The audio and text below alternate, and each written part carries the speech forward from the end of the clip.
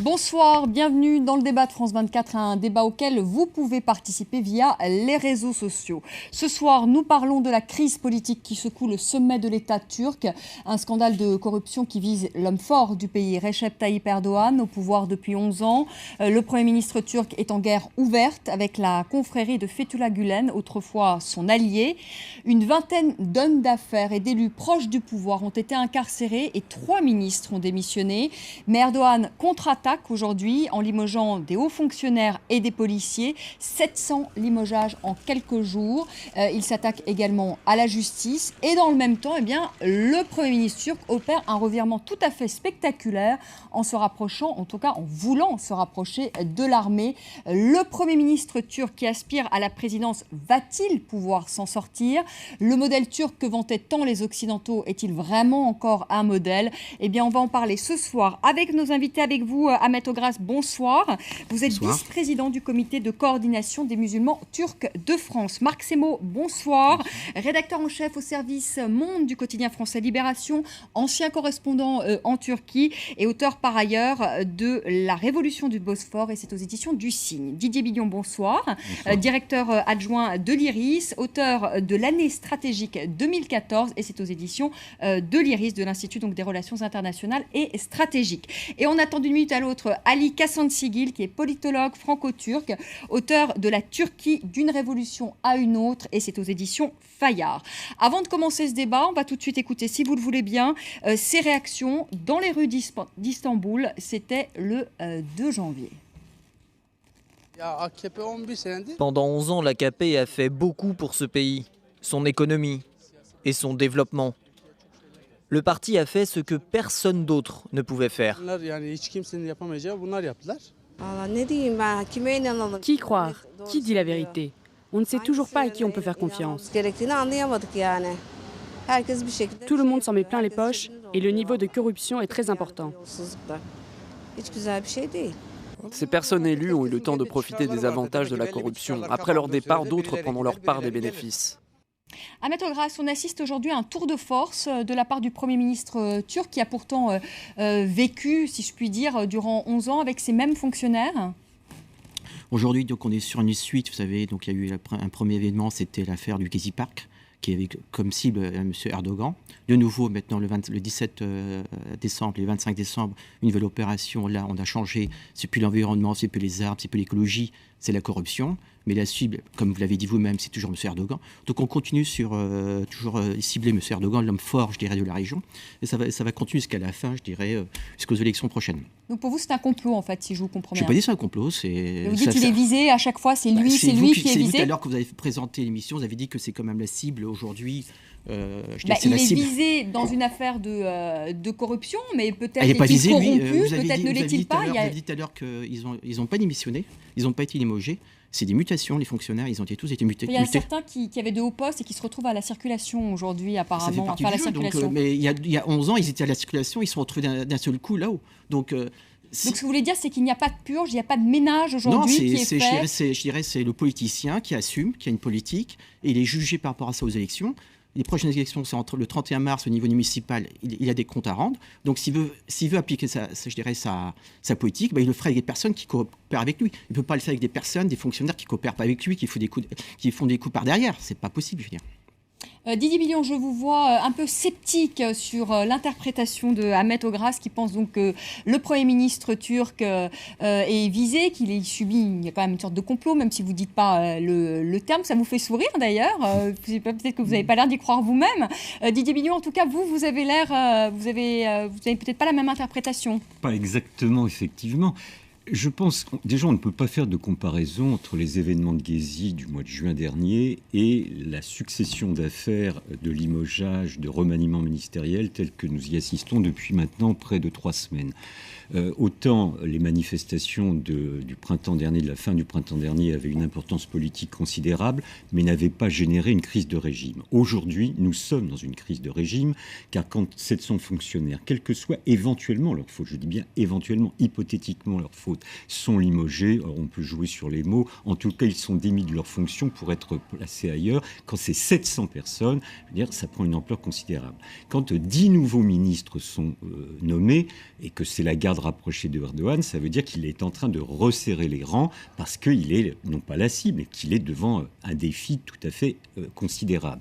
Et qu'enfin, Erdogan ne cesse de nous répéter depuis le 17 décembre qu'il y a un complot ourdi contre lui et contre la Turquie. Là, nous sommes dans une logique qui n'explique rien parce que c'est la rhétorique habituelle de régimes autoritaires qui sont acculés par soit des scandales de corruption, soit des mouvements de masse.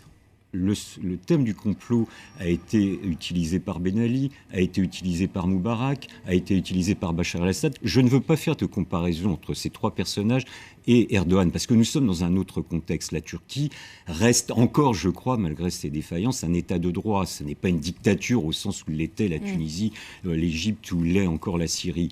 Ceci étant, nous sommes aujourd'hui dans une crise de régime. C'est l'expression de contradictions politiques, non seulement au niveau de la société, mais, et c'est là le plus important depuis le 17 décembre, de contradictions politiques entre deux branches de l'islam politique, l'une incarnée par l'AKP, créée et dirigée par M. Erdogan, et d'autre part, représentée par la confrérie de Fethullah Gülen. En ce sens, c'est un débat politique. Ce que je regrette profondément, c'est qu'en fait, la contestation à ce niveau du régime de Erdogan provienne d'une confrérie qui est ce qu'elle est, mais qui n'apparaît pas directement sur le champ politique. Il aurait été plus simple pour la démocratie turque que ce mouvement de contestation puisse être organisé, incarné par des partis parlementaires. Je crois que ça aurait été plus simple pour la démocratie turque. Ceci étant, la situation est telle qu'elle est, et ce n'est pas à nous de la modifier. Ali Kassansijil. Oui. Vous êtes d'accord avec ce que vient de dire Didier Bignon? C'est pas un complot aujourd'hui. Finalement, c'est une guerre ouverte entre deux clans, entre cette confrérie, donc Gülen, et une frange de l'AKP dont fait partie le Premier ministre turc. Oui, non, l'histoire de complot, c'est une pantalonnade. Écoute, franchement, il n'y a pas de complot. Il y a simplement une chose qui, depuis 2011, le pouvoir de l'AKP, M. Erdogan, ont connu une dérive autoritaire, il faut bien le dire. M. Erdogan a abandonné ses réformes. Bon, il y a cette chose-là. Et deuxièmement, la lutte entre ce mouvement Gülen et Erdogan ne peut pas se situer sur le plan politique parce que le mouvement de Gülen n'est pas un mouvement politique. Bien. Alors justement, est-ce que vous pouvez dire à nos téléspectateurs ce qu'est ce mouvement? Mais j'aurais qu'à Ali Kassansijil. Ensuite, ce sera à vous, Marc Semo, justement nous expliquer aux téléspectateurs ce qu'est cette confrérie Gülen, puisque ce monsieur Gülen ne vit plus d'ailleurs en Turquie, il vit aux États-Unis. Qui est-il? Quelle est cette confrérie? C'est une confrérie d'origine soufie. Les Nourjous. Donc c'est de l'islam plutôt modéré. C'est un islam, en tout cas, ouvert. Le soufisme, c'est en principe la face humaniste de l'islam. Donc, et le créateur le fondateur de cette confrérie était un homme qui attachait beaucoup d'importance à la science et à l'éducation. Et effectivement. Non, je ne parle pas de Gülen, je parle de Saïd el-Nursi. Oui, voilà. Non, je parle pas de Gülen, Saïd el-Nursi. Alors, Gülen, lui, il a créé un réseau d'éducation. Il attache, donc, comme le créateur de ce mouvement, il attache beaucoup d'importance à l'éducation. Il y a des lycées dans des dizaines de pays, centaines de pays peut-être, dans le monde entier. C'est un réseau international axé, en principe, sur l'éducation. Mais peu à peu, ce mouvement, c'est un mouvement de société civile, c'était en tout cas au départ un mouvement de société civile à base religieuse, est devenu extrêmement influente, un mouvement très influent parce que très riche, financé par ce qu'on appelle la nouvelle bourgeoisie islamique en Anatolie. Et donc, peu à peu, par la force des choses, c'est devenu un mouvement qui a pénétré, peut-être par stratégie ou je ne sais pas, dans les appareils de l'État. Donc c'est devenu une influence, mais ce n'est pas un mouvement politique. Donc il ne peut pas y avoir de lutte politique entre Erdogan et le reste. Voilà. Arrêtons de dire que ce n'est pas un mouvement politique. Alors effectivement, cette confrérie, je pense, est quelque chose qui est très difficile à comprendre pour les Français. C'est une confrérie soufie, la Djemat, comme il s'appelle. Entre eux, il s'appelle l'Hizmet, le service. Et il n'y a pas d'organisation formelle, il n'y a pas de structure officielle, il n'y a pas de carte de membre. C'est un réseau d'influence. Si on doit trouver une comparaison par rapport à la France, ou au monde occidental, c'est l'Opus Dei. Beaucoup plus que les jésuites. Alors, c'est vrai qu'ils misent beaucoup sur l'éducation, qu'ils ont 80 lycées, universités dans le monde, mais la vraie chose, non. Parce qu'il y a la dimension religieuse, de vivre entre religieux, aussi avec une dimension de la foi qui est très importante. Et c'est l'Opus Dei. Et ce mouvement a eu un rôle fondamental pour permettre à Erdogan et à l'AKP d'occuper l'État contre disons, la vieille bureaucratie kémaliste. C'est grâce à ces réseaux d'influence qui sont très puissants dans la justice, dans la police, mais aussi la presse. Le premier quotidien turc, Zaman, est dans la mouvance de cette confrérie. C'est une télévision. Donc ils ont joué un rôle important pour permettre à l'AKP de prendre le contrôle de l'appareil d'État, notamment la justice et la police. Ce qui était en train de se passer maintenant, c'est l'arroseur arrosé. C'est-à-dire, Erdogan et l'AKP faisaient de la politique, Gülen et les gülenistes faisaient du réseau d'influence, du réseau de pouvoir dans la justice, et c'est eux qui ont lancé tous les procès contre l'armée avec des centaines de hauts ensemble, le procès Ergenekon, normalement, ce grand procès voilà. qui a visé En l'armée. même temps, dans ces procès contre l'armée, ils en ont profité pour intimider les opposants, des opposants laïcs comme Ahmetchik, le journaliste d'investigation qui avait été un des premiers à parler de ces affaires. Voilà. Et donc, aujourd'hui, ce qui s'est passé, c'est qu'Erdogan, à un moment, c'était notamment au moment de l'ouverture vers les Kurdes, où il cherchait à faire la paix avec le PKK, la rébellion kurde, qu'a commencé la scission entre les deux. Et aujourd'hui, il y a une scission donc, qui est une lutte pour le pouvoir, et Erdogan est en train d'essayer de se débarrasser de tous ces gens qui lui ont permis de prendre le contrôle de l'appareil de l'État et qui aujourd'hui sont devenus ses ennemis principaux. Alors Ahmet Ogras, ce qui est justement incroyable dans cette guerre ouverte donc, qui se joue entre les gülenistes et l'AKP et le Premier ministre Erdogan, c'est que le Premier ministre Erdogan, voilà maintenant qu'il se tourne vers l'armée.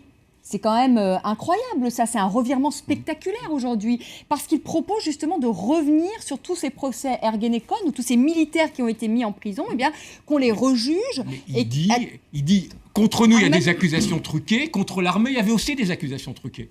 Comment vous expliquez ce revirement-là, spectaculaire vis-à-vis de l'armée? L'armée a toujours sa place en Turquie. L'armée a fait sa réforme. Les politiciens ont fait sa réforme. Aujourd'hui, je dirais, certains réseaux d'influence, on les appelle comme on veut, que ce soit, je dirais, il y a beaucoup de réseaux d'influence en Turquie.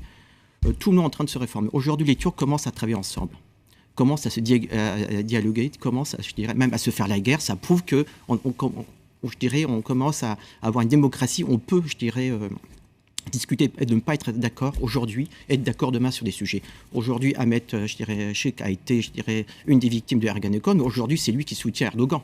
Il soutient pas, je dirais, cette structure parallèle. Il y a une guerre ouverte entre, non, il n'y a pas une guerre entre cette confrérie. Non, déjà le mot confrérie, je ne sais pas s'il est adapté, mais aujourd'hui, il n'y a pas une guerre entre les gülenistes et les Ark Party parce que c'est la même base. La base est la même.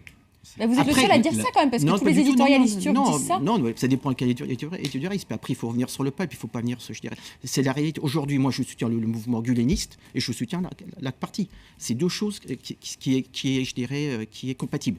Par contre, aujourd'hui, que ce soit au niveau de l'Ark Party, au niveau du güleniste, il y a des personnes qui profitent pour faire, je dirais, pour avoir plus d'influence. Et donc, c'est eux, je dirais, qui font ce qui est aujourd'hui le problème. Qui aujourd'hui, c'est que c'est un partage de pouvoir. Aujourd'hui, les gülenistes, aujourd'hui, le courrier qu'a envoyé M. Gülen la semaine dernière, il a ouvert les portes, il n'a jamais fermé les portes. Il respecte l'État, il respecte l'armée, il respecte la conscience, il respecte, je dirais, le Premier ministre. Aujourd'hui, le Premier ministre a eu un discours, je dirais, qui n'a pas changé depuis le début. Je suis venu avec le vote, je peux partir avec le vote. Si vous ne voulez pas de moi, c'est facile, vous ne votez pas pour moi. Il y aura en effet des élections municipales et puis une présidentielle. Au niveau d'une démocratie, je pense que c'est rassurant, pour tout le monde, pour la France, d'avoir un politicien, qui dit il n'y a pas de problème, vous ne voulez pas moi, vous ne votez pas pour moi.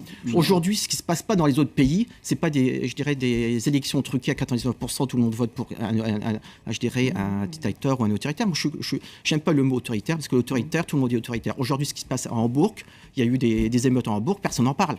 Et pourtant, c'est pire que Gezi Park.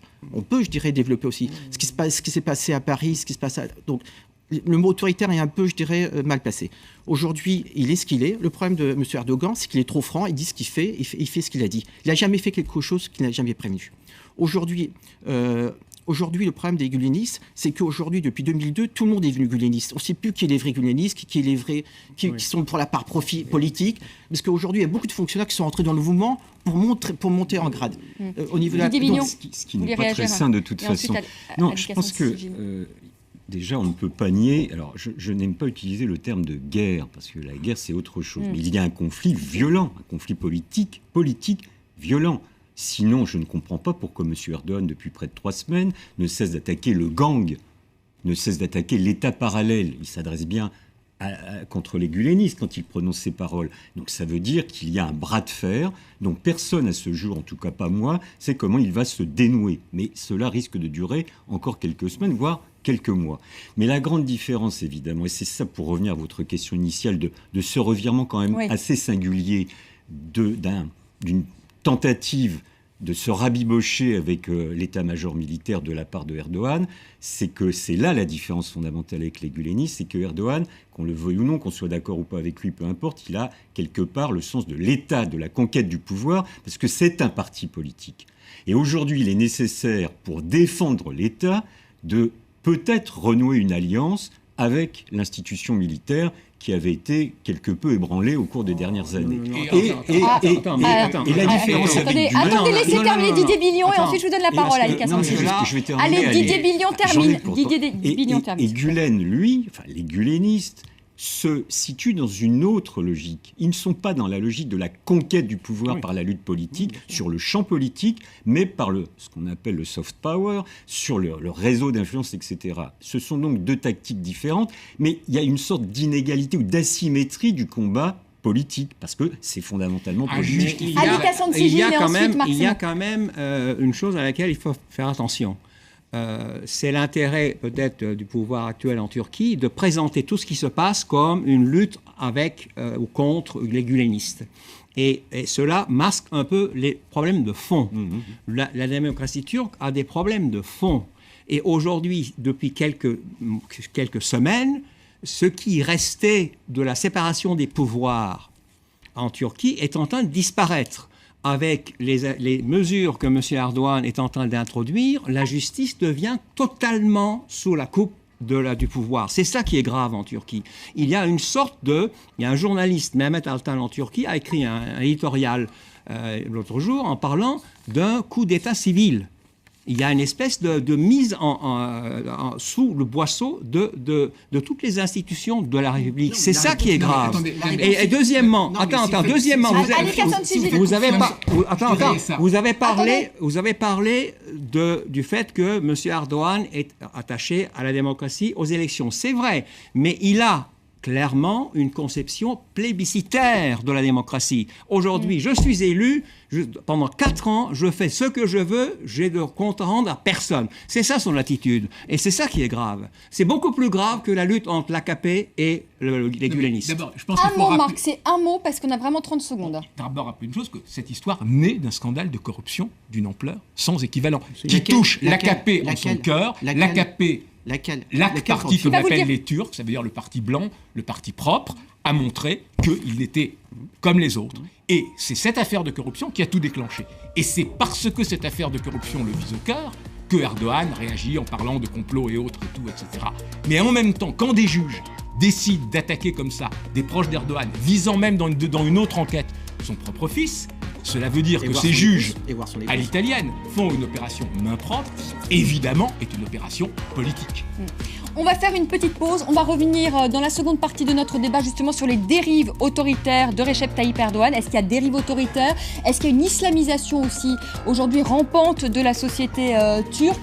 Et puis, est-ce qu'on peut finalement encore parler de ce modèle turc dont on a tant vanté les qualités, qui peut allier islam, laïcité, islam, démocratie? Voilà les questions que nous poserons à nos invités. C'est dans un instant.